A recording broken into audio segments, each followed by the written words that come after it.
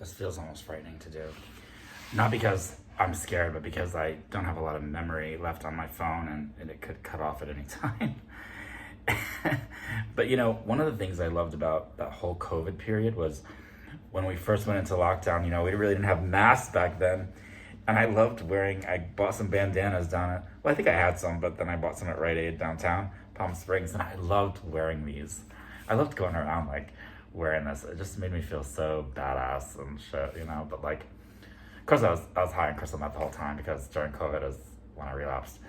And, which is another kind of big realization that I had, which is that the whole world changed after COVID, but I really didn't change because I was just high the whole time, and now I'm sober, and it's what happened, everyone? I'm not gonna cry right now, but I'm really struggling right now, and I'm just gonna pretend like you're my best friend, and I'm just talking, we're just having a conversation, because I don't know how to stop this madness that's going on, this madness in my head, which is that when I if you use crystal meth for a couple of years, even just a couple of years, you start to it really affects your behavior in a very negative way, as you can imagine. But even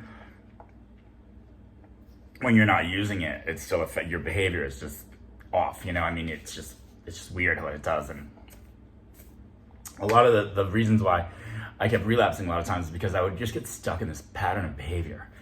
And so when I really kind of got serious, when I really got took my recovery really seriously, when I was really just done, and I made this decision, and I don't know,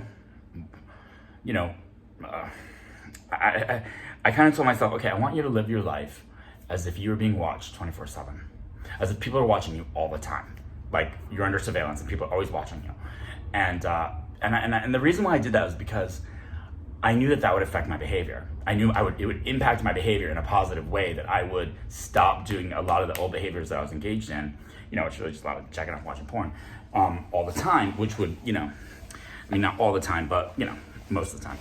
And, and so and just other random stupid things. But the other thing is that, it caused me to, so I started living as if I was just being watched all the time. People were watching me. I didn't know who they were or how or why, but I began to believe it. I began to believe it, that I was, the star of my own, reality Truman Show kind of a thing, where everyone was watching me, but I had no idea how or what was happening, and I was to keep myself, in the dark and the whole thing. And so I would go about kind of, I guess in some way, everywhere I went, I seemed to make a scene of myself, or if I was making a fool of myself or making some kind of attention without seemingly trying to draw attention to myself, but yet drawing attention to myself in some kind of subtle way. And and the other reason why I did that was because, another reason why I relapsed is from people that I previously used with would hit me up to use again, hey, what's going on? Where you been? What's going on? And so, or I would, if I wanted to relapse, I'd show up at one of their houses, or I would call them up or something like that, And I knew that if I was drawing attention to myself, if everyone seemingly knew who I was, if everyone seemingly knew what car I drive, that's when you're using crystal meth, you don't want to draw any attention to yourself.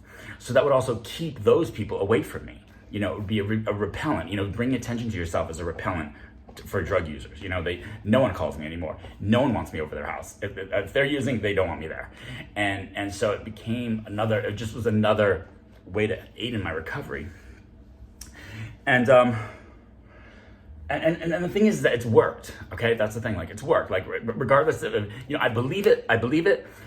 And what's strange is, okay, so it's worked. It's kept those people away.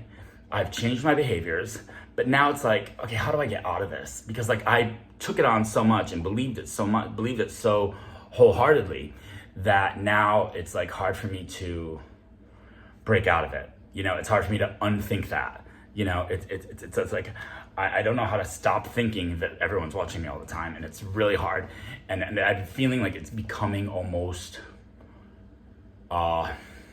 disruptive or it's like a negative thing. You know what I mean? It's like, okay, it worked for my recovery to a certain point, and now I think I'm getting there. But like now it's like, okay, I need to break out. I need to stop thinking this because it's delaying me, I think, or it's hurting me at this point now. I feel like, and it's hard to figure out. I'm trying to figure out how to like stop it, you know, and how to come out of thinking that.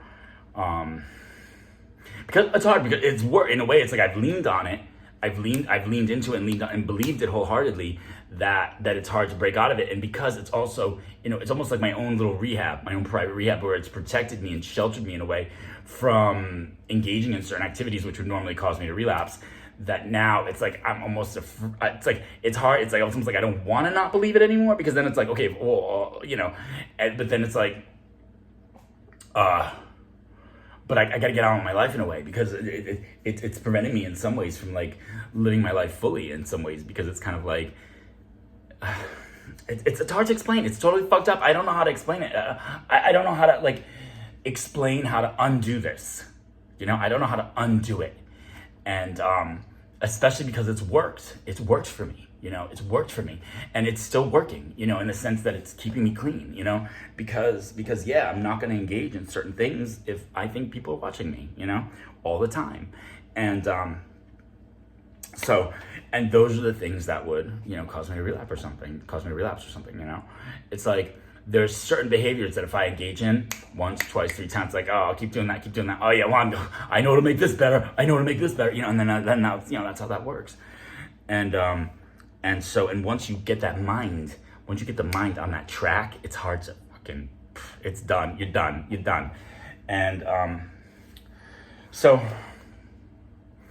you know, and I had to like, and my financial situation is like, just, oh my God, it's killing me right now. Like, I don't know how entry level I need to go at this point, like with a job. Like I want to paint, but I can't get a paying job. It's hard to get a paying job. It's hard to, you know, I feel like I just make a ton of mistakes. I'm trying to like, you know, I got ADD, I got so many fucking problems. It's just unreal. And I feel like I have no business trying to have my own business, because even though I've worked for a ton of businesses and I've helped them make a ton of money, and I feel like I know all the right things you're supposed to do, but actually doing them is like a whole nother thing, you know, and applying them. You know, even today I got a message and I know I responded all wrong to it. You know what I mean? Like, oh, you can call me, but yeah, my phone number's on the fucking website that it came from. Duh, of course, if you wanted to call me, you fucking call me, right? But like, it probably wants to go that way, so why not? Anyways, it's like, I really don't know. I don't know, but I know I got to keep this short, because I don't have a lot of memory on my phone for these videos, and I don't know how much longer I'm going to be making them or doing them. You know, I wanted to do this stand-up class, and I think that's related to another check-in, but here's the point. I had to drop the class because I literally don't even have the gas money to drive to LA. Like, that's how broke I am.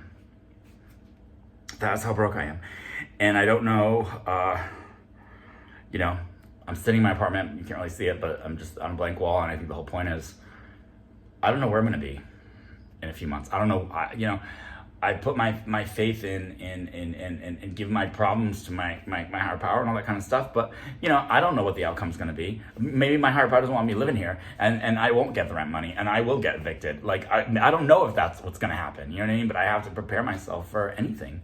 And, you know, if I'm not meant to live here and that's how it's going to go, that I have to get evicted to find that out, you know, it sucks. And that's going to be very hard for me. But I don't know. That's me catastrophizing, you know. That's me thinking the worst. And but it's hard not to think that when there's less than 10 days left. Rent's due in 10 days, you know, and it's like, I don't, you know, so it's just kind of like, I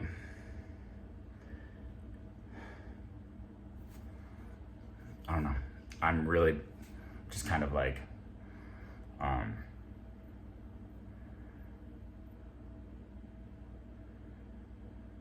don't have a word for it. You know, I'm just feeling very empty and very exhausted and very, just, you know, just when you think you've reached the bottom, it turns out there's more, you know. It's like, I'm not as bad as I was when I was using, for sure, but like, it ain't all great either, you know. It's like, you know, not having security in knowing is hard. That's so hard. And so many days I just want to like, you know, just destroy it all, because burn it all down again, because it's like, but I don't really want to do that. I've been through enough of that pain to not do it, you know? So I just have to sit with it, is all I can do, is just sit with it. So I'm sitting with it. That's what I'm doing right now. I'm sitting with it. In the famous words of somebody who told me on Zoom one time to sit the fuck down and shut the fuck up. So that's what I'm gonna do right now. I'm sitting down for this, and now I'm just gonna shut the fuck up.